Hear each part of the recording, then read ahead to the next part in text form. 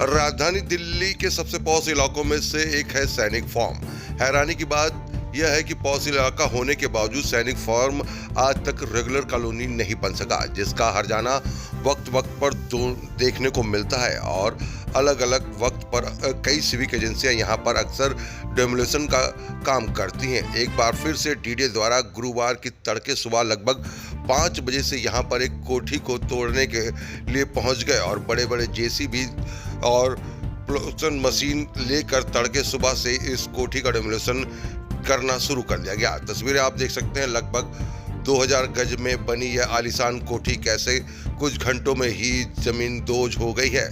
जिनकी यह कोठी है, स्थानीय लोगों का कहना है कि वो सीनियर सिटीजन है और डेमोलिशन की इस कार्रवाई के बाद उनकी तबीयत बिगड़ गई और उन्हें अस्पताल में एडमिट करना पड़ा है। डीडीए द्वारा यह डेमोलिशन सुबह से चल रहा है। किसी तरह के लॉ एंड ऑर्डर की स्थिति ना बिगड़े, इसके लिए दिल्ली पुलिस द्वारा भी खास इंतजाम किए गए हैं। स्थानीय आरडब्ल्यू का कहना है कि इस जमीन का मैटर पहले से ही कोर्ट में चल रहा है, लेकिन डीडीए द्वारा बेहद जल्दबाजी इसमें देखने को मिली है। जिस तरह इस बंगले को तोड़ा गया है वही कहीं न कहीं ठीक। फिलहाल डीडीए की इस कार्रवाई के कारण इस बंगले के अलावा आसपास कई झुग्गियों को भी तोड़ा गया, जिससे लोगों को खासी नाराजगी यहाँ पर है। तस्वीरें हम आपको दिखा रहे हैं जहाँ पर देखिए बुलडोजर की जो कार्रवाई है वो हो रही है। सैनिक फार्म इलाके में ये बुलडोजर की कार्रवाई जो है डीडीए के द्वारा करी जा रही है, जबकि इस कोठी का जो केस है वो अभी कोर्ट में चल रहा है। लेकिन उसके बावजूद देखिए डीडीए ने कितनी जल्दबाजी करी है और यहाँ पर इस कोठी को तोड़ा जा रहा है। लॉ एंड ऑर्डर को मेंटेन करने के लिए दिल्ली पुलिस यहाँ पर देखिए कि मौजूद है और साथ ही साथ आसपास की झुग्गियों को भी तोड़ा गया। फिलहाल देखना होगा कि इसके बाद अब डीडीए के ऊपर क्या जिनकी कोठी है वो कोर्ट में डीडीए को घसीटती है या नहीं घसीटती, ये देखना होगा। लेकिन यहाँ पर हरदीप सिंह भारवा जो कि प्रेसिडेंट हैं आरडब्ल्यूए, वो यहाँ पर पहुंचे। साथ ही Ravinder Singh president RWA 69 colony के जो हैं, उन्होंने मीडिया से बात रखी कि किस तरीके से यहाँ पर डीडीए के द्वारा ये जल्दबाजी जो है वो करी गई। आर सोनी की ये खबर अगर आप यूट्यूब पर देख रहे हैं तो हमारे चैनल को सब्सक्राइब करिए। फेसबुक पेज पर देख रहे हैं तो हमारे पेज को फॉलो करिए। डेली हंट पे अगर आर सोनी को देख रहे हैं तो डेली हंट पे आर सोनी को फॉलो करिए, जहां पर आपको देश दुनिया की तमाम खबरें मिलती हैं। ये खबर आपको कैसी लगी कमेंट बॉक्स में जरूर लिखें। ज़्यादा से ज़्यादा इस खबर को शेयर करें, लाइक करें और अपने प्रतिक्रिया जरूर दें।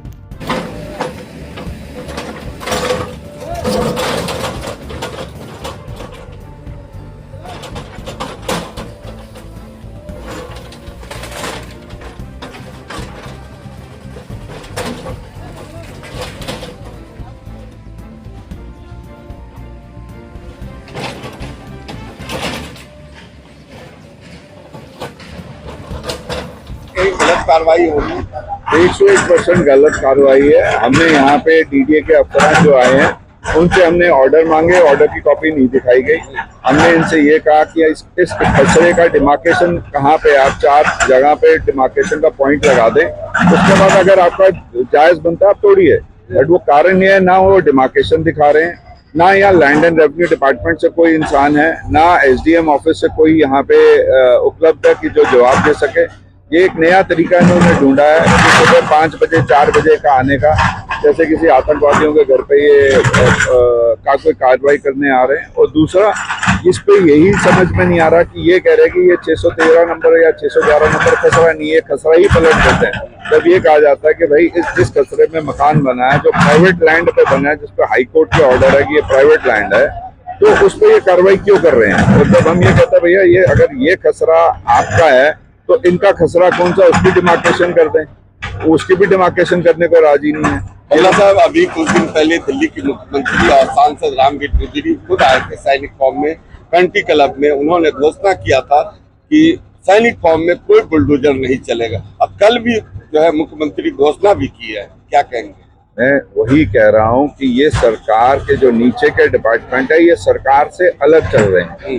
डीडीए को यही समझ में नहीं आ रहा। खट्टर साहब जो हमारे ऑनरेबल यूडी मिनिस्टर हैं, उन्होंने परसों प्रेस कॉन्फ्रेंस में कहा कि 69 एफुलेंट कॉलोनियों को भी रेगुलराइज किया जाएगा। हम अपनी विचार विमर्श कर रहे हैं कि कितनी पेनल्टी लगाई जाए, बट हम उसको क्लियर करेंगे।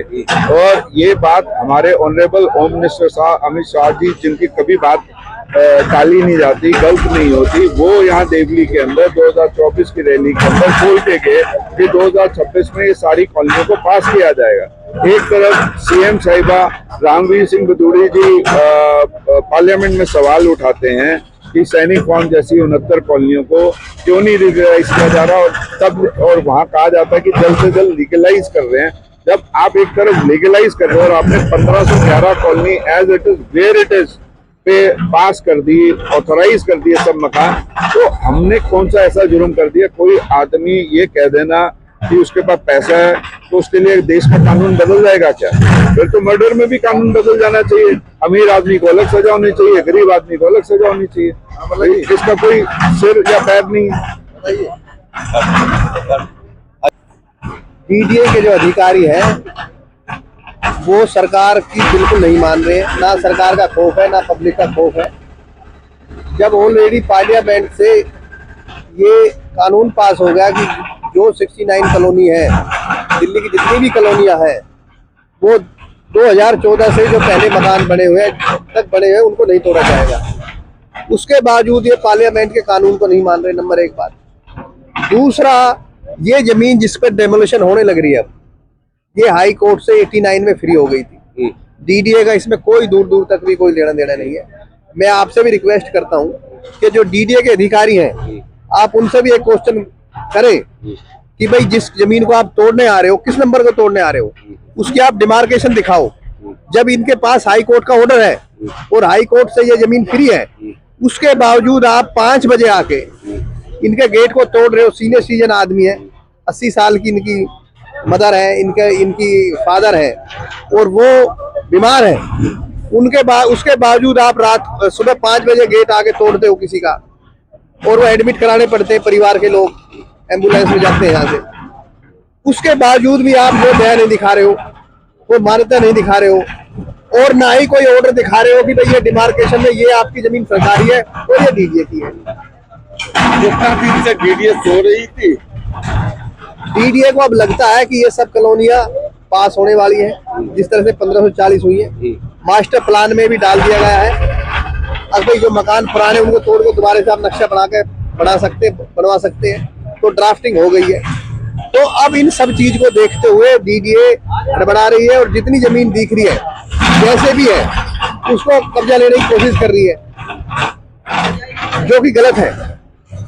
30 साल पुराना मकान है, 30 साल अगर सरकारी जमीन पे मकान है तो वो भी प्राइवेट माना जाता है।